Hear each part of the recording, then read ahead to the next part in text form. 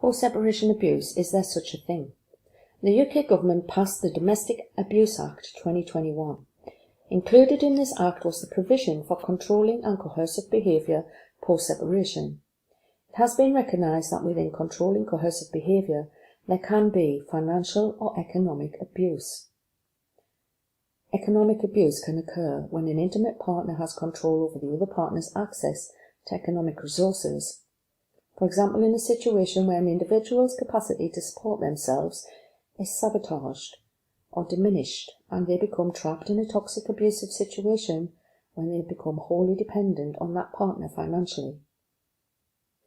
The charity Surviving Economic Abuse, SEA, explains.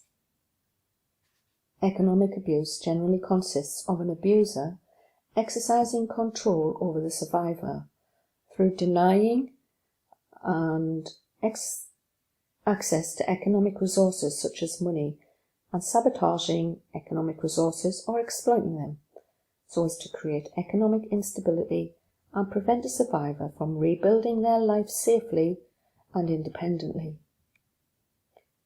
You might now be asking, what is the punishment for financial abuse in the UK? The law has not really identified remedies or punishments for economic abuse. However, if found guilty of controlling or coercive behaviour, which includes economic abuse, the maximum penalty a judge can impose on a perpetrator is 5 years in prison. However, women can find themselves stuck between a rock and a hard place. This has been my situation of a roller coaster of events since the termination of an 11-year relationship in which I experienced various incidents that caused emotional turmoil and confusion.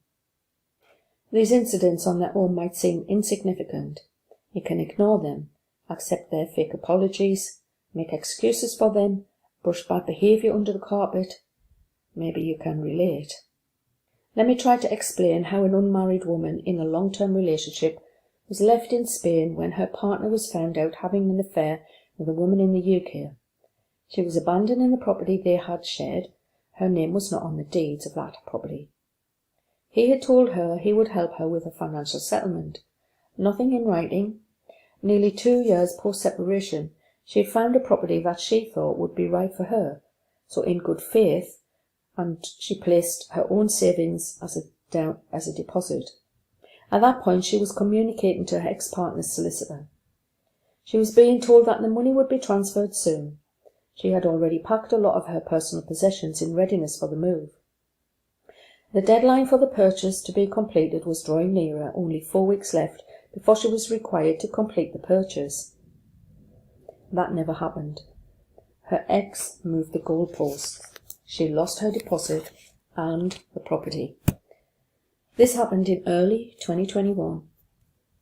We actually compared notes of our legal advice, and it was much the same. Stay in the property, try to come to a financial settlement, negotiate. I was told by the lawyer at the Gender Violence Office, don't leave the property until the money is paid. So here I am still in the property while the ex-partner has sacked his lawyer and appointed a new lawyer based in Barcelona, who is a specialist in precarious eviction. Meanwhile, my friend's ex-partner kept on moving the goalposts. Every time she was ready to accept a settlement, another condition was added. Months passed by, and she had instructed her own legal representation with the help of her family. Like I said before, instructing a solicitor is an expensive solution, and luckily her ex came to his senses, and in April of 2022, around 3 years post-separation, he agreed to a financial settlement, and she was finally able to put a deposit on a small property in Spain and come to terms with a whole different way of life. When women escape from an abusive relationship, 1 in 4 experience continued abuse after the relationship has ended.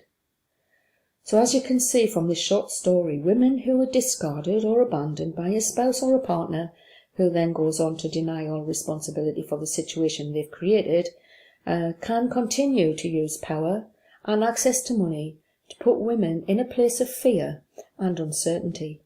manipulating and moving the goalposts. As in the cases of those women who are in cohabiting relationships, who become wholly dependent on their partners during that relationship, whose partners can move on to a new relationship quickly or have already replaced the significant person with another woman, then walk away, leaving the discarded partner emotionally and financially devastated. What does the law say in these situations? Not very much, unfortunately.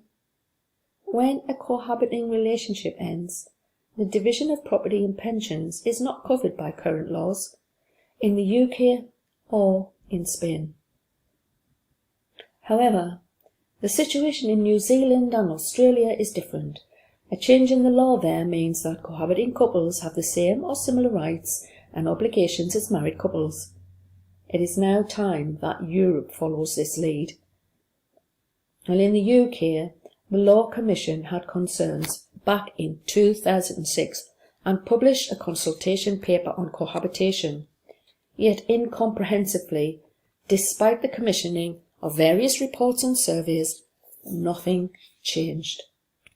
Or nothing changed in England and Wales, because if you reside in Scotland, the Family Law Act 2006 came into force in May of that year. The Act introduced entirely new rights for cohabitants in Scotland. So when the Living Together campaign research report was written, most of those surveyed felt strongly that the law should be changed so that cohabiting couples should have more rights. The research uncovered that the majority of those questioned thought that cohabiting couples should have the same rights as married couples, especially in situations where couples had children together.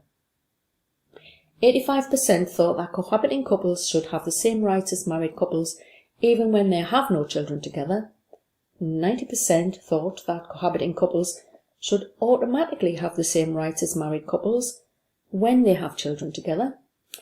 A high percentage of those questioned, 71%, disagreed with the statement that married couples should continue to have special status as a family unit.